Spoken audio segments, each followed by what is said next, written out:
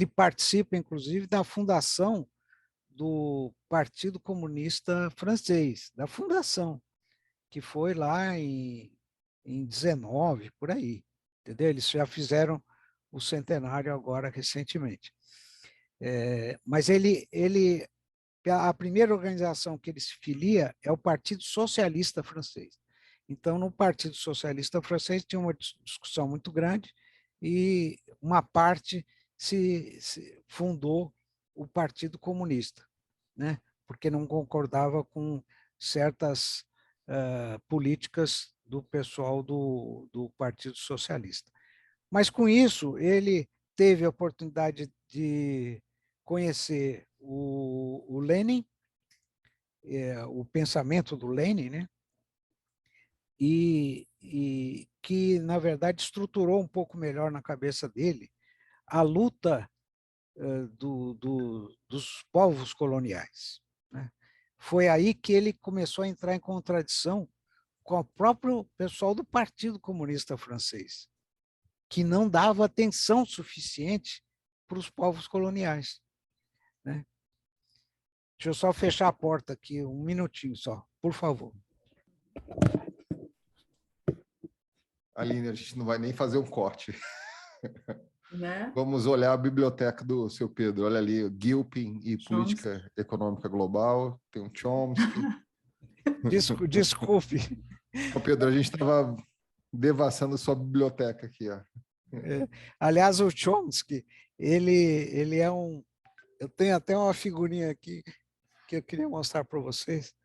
Vê se vocês conseguem saber quem que é essa figura. Agora que você deu aí a dica.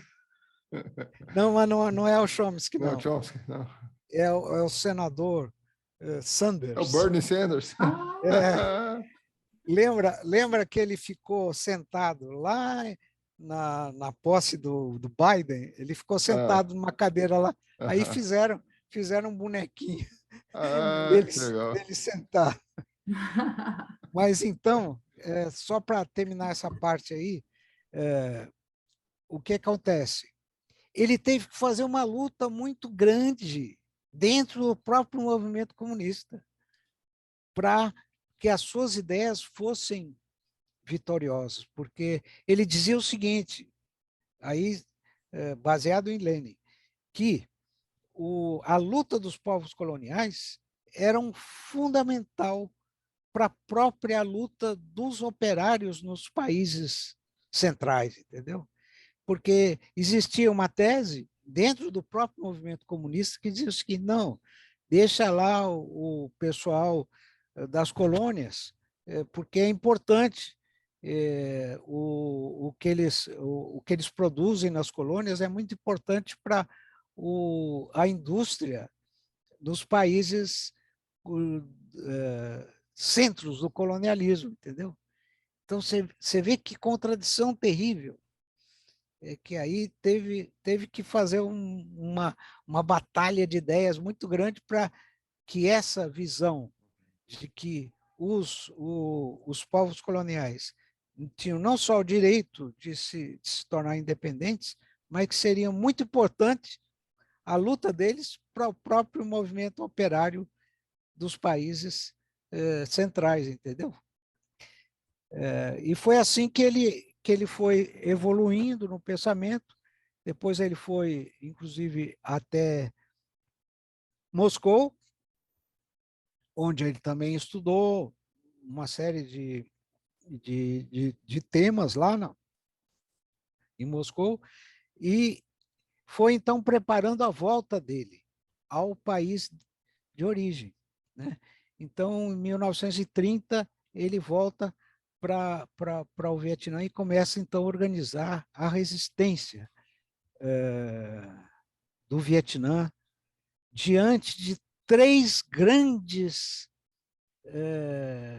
centros militares e econômicos, que foram a França, a própria França, né, que durante 80 e tantos anos explorou o Vietnã colonialmente, né? Depois, os japoneses, que invadiram também o Vietnã, um pouco antes de terminar a guerra, e depois os Estados Unidos, que substituíram os franceses, né? E continuaram a Guerra do Vietnã de 65 até 75, que foi aquela foto que eu mostrei para vocês aqui, não sei se saiu na gravação atual, mas é essa página aqui do New York Times, que mostra a saída por helicóptero dos refugiados da Embaixada Americana, né? Agora, esse cidadão, ele tinha um mérito, que é o seguinte: ele falava de forma que as pessoas entendessem. A linguagem popular, entendeu? Então, os textos que estão aqui, eu fiz, baseado no meu TCC, uma espécie de trajetória biográfica dele. Agora, depois eu coloquei os textos, uma seleção de textos escritos por ele. Então, quem for ler o livro vai perceber. Ele escreve de maneira simples, questões complexas, entende? Que as pessoas compreendem. E foi fruto desse trabalho dele também e da capacidade de organização, né? Porque em 1945, logo no final da guerra, ele, percebendo aquela situação criada no mundo, ele falou, não, agora é a nossa hora, né? E ele já tinha um exército sob comando e declarou a independência do Vietnã, em 1945. Então, foi um dos primeiros países coloniais a se libertarem, né?